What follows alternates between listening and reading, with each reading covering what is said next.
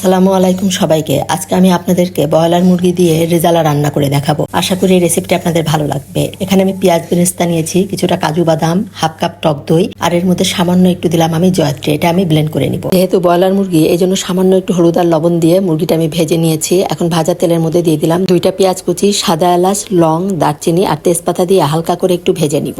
ভেজে নিয়ে এর মধ্যে 1 টেবিল চামচ পেঁয়াজ বাটা, 1 টেবিল চামচ পরিমাণ দিলাম রসুন বাটা, 1 টেবিল চামচ পরিমাণ দিলাম আদা বাটা, আর 1 চামচ পরিমাণ জিরা বাটা দিয়ে সব ভালো করে মিশিয়ে নিয়ে এখানে ব্লেন্ডার ধোয়া সামান্য একটু পানি দিয়ে আবার এটা একটু কষিয়ে নিয়ে এর মধ্যে 2 চামচ পরিমাণ দিলাম লাল মরিচের গুঁড়া, 1 চামচ পরিমাণ দেব আমি ধনিয়ার গুঁড়া দিয়ে এখন মশলাটা বেশ ভালোভাবে কষিয়ে নিব। মশলাটা বেশ ভালোভাবে কষিয়ে নিয়ে এই যে ভাজা মুরগির মাংসটা আমি দিয়ে দিলাম। এখানে আমি 1.5 কেজি পরিমাণ ব্রয়লার মুরগি নিয়েছি। আপনারা যে কোনো মুরগি দিয়ে এই রান্নাটা করতে পারেন। এখন আমি এই যে মিশ্রণটা করে রেখেছিলাম দইয়ের, সেই মিশ্রণটা দিয়ে ভালো করে কষিয়ে নিয়ে 1 চামচ পরিমাণ লবণ দিয়ে দিলাম। লবণটা দিয়ে আবার সব ভালো করে মিশিয়ে নিলাম। এখানে আমি 1 কাপ পরিমাণ লিকুইড দুধ আগে থেকেই রেডি করে রেখেছিলাম, সেটা দিয়ে দিলাম। আর দিয়ে দিলাম কয়েকটা কাঁচামরিচ দিয়ে এখন 10 মিনিটের মতো এটা আমি রান্না করে নিলাম।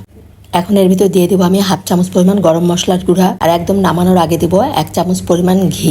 এই রান্নাটা খেতে কিন্তু খুবই মজা হয়। এটা রুটি, পরাটা, সাদা ভাত, পোলাও, বিরিয়ানি সবকিছুর সাথেই কিন্তু অসাধারণ লাগে খেতে।